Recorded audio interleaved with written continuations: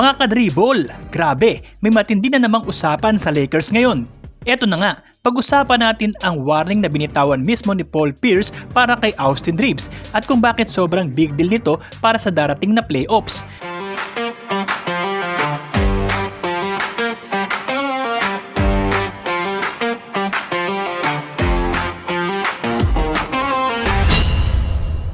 Ito kasing si Austin Reeves, mga kadribol, ibang klase ang pinapakita ngayong 2025-2026 season. Naka 29.3 points per game siya habang tumitira ng 52.5% sa field. Solid. At dahil sa kanya at kay Luka Doncic, lumilipad ang Lakers sa standing 17-6, pangalawa sa West, nasa likod lang ng OKC Thunder. Mga kadribol, isipin nyo to ha, ganito kainit ang laro niya every game. Parang automatic yung 30 points.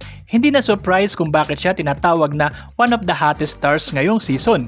Pero syempre, hindi mawawala ang pressure at dito na pumapasok ang sinabi ni Paul Pierce. Sa KG Certified, diretsahang sinabi ni Pierce, Austin Reeves is playing at a superstar level pero sa playoff siya mahuhusgahan. Boom! Diretso sa punto mga kadribol.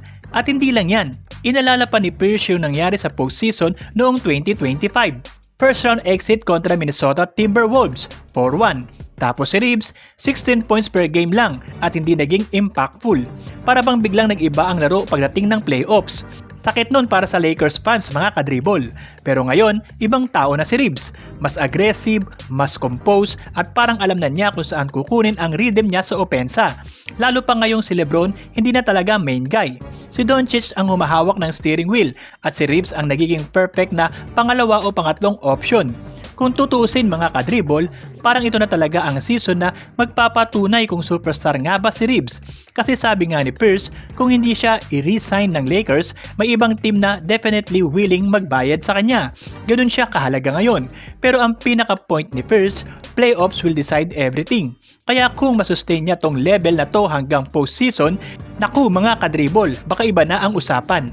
Baka title contender mode na talaga ang Lakers. Pero kayo mga kadribol, anong tingin nyo? Sa palagay nyo ba madadala ni Austin Reeves ang Lakers sa mas malayong playoffs ngayon? Superstar ba talaga siya o kailangan pa niya patunayan sa postseason? Yun muna mga kadribol ang kwento natin ngayon.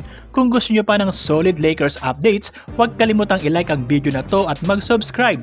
Tulungan nyo kaming maabot ang 30,000 subscribers bago matapos ang taon. Marami pa tayong Lakers news dito sa kadribol, kaya ano pa hinihintay mo? Dribble pa more!